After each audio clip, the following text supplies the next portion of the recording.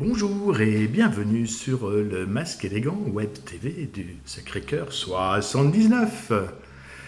Nous sommes le mercredi 27 et j'avais prévu ce matin une matinée fort studieuse et productive. J'avais prévu. Tout ne s'est pas déroulé tout à fait exactement comme je l'avais imaginé.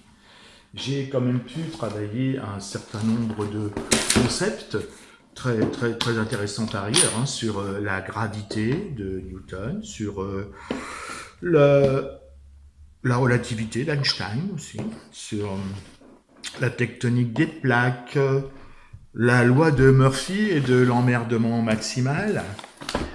Et une toute particulière que je ne connaissais pas, c'était la loi de Parkinson, ou dite la théorie de la futilité. Jugez-en par vous-même. Je devais ce matin travailler sur le compte administratif de l'exercice 2019 afin de le soumettre au bureau et conseil d'administration de l'établissement.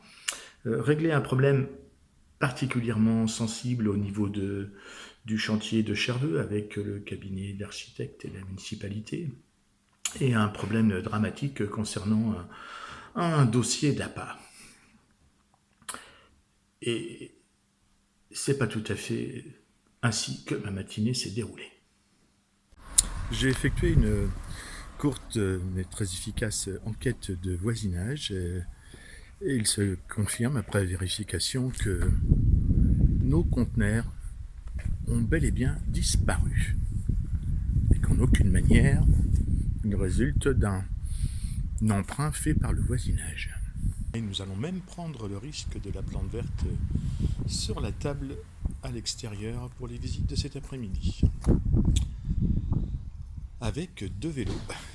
Si les gens savaient, oui, que j'ai oublié de vous dire, nous avons aussi déclaré le vol d'un vélo dans le début de la semaine, précisément dans les endroits où ces 2 vélos sont actuellement. Nous déplorons également des vols quasi quotidiens sur les terrasses et les toits de l'établissement et de l'environnement. Il s'agit cette fois-ci de vols de pigeons. Le pédiluve dans le sas d'entrée et le gel hydroalcoolique version arrangeable dans les poches sont toujours présents, eux, dans le sas d'entrée de l'établissement. Enfin bref, une matinée comme on connaît tous de temps à autre, à l'issue de laquelle on se demande si c'est du temps qu'on nous a volé ou du temps qu'on a perdu. De toute façon, on sait pertinemment qu'on peut vivre sans richesse. Mais on ne peut pas vivre